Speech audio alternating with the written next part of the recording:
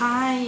இன்றைக்கி என்னென்னு பார்த்தீங்கன்னா, காய் எதுவுமே இல்லை சுத்தமாக. வீட்டிலேருந்து ஒரு கொஞ்சோண்டு வாழைத்தண்டை வச்சு ஒரு பொரியல் பண்ணிட்டேன். நான் இப்படி தான் பொரியல் பண்ணுவேன். பாசிப்பருப்பு போட்டுட்டு இந்த காஞ்ச மிளகாய், வெறும் காஞ்ச மிளகாய் மட்டுமே போட்டு, மிளகாய் பொடியெல்லாம் எதுவுமே போட மாட்டேன். சும்மா ஜஸ்ட்டு மஞ்சள் பொடியெல்லாம் கூட கிடையாது.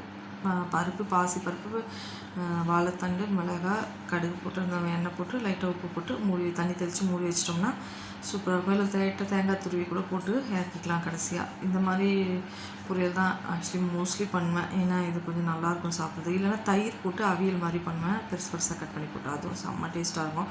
காயே இல்லைன்னு சொன்னதுக்காக போயிட்டு இன்றைக்கி காலையில் காய் வாங்கி வந்து வச்சுருக்காரு பாருங்கள். என்னென்ன காய் பாருங்கள், எல்லா காயும் வந்து இறங்கியிருக்குது வீட்டில் இப்போது. பட் ஆனால் இந்த பூசணிக்காயெலாம் நான் வேண்டான்னு 2 தடவை சொல்லியிருக்கிறேன், ஆனாலும் வாங்கிட்டு வந்துடுவார். இந்த மாதிரி உங்கள் வீட்டில் கூட நம்ம எதாவது வேணான்னு சொன்னால் அதை வாங்கிட்டு வந்து வச்சுருவாங்களான்னு சொல்லுங்கள்.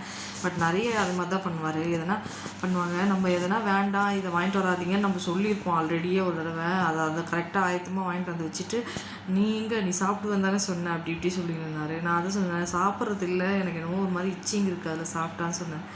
இந்த மாதிரி குக்கும்பர் எல்லா காயும் வந்து இறங்கியாச்சு. இனிமேட்டு இந்த காயெல்லாம் சமைச்சு முடிகிற வரலும் நம்ம வந்து விளாக் போட்டுகிட்டே இருக்கலாம். பிடிச்சிருந்தா லைக் பண்ணுங்கள்.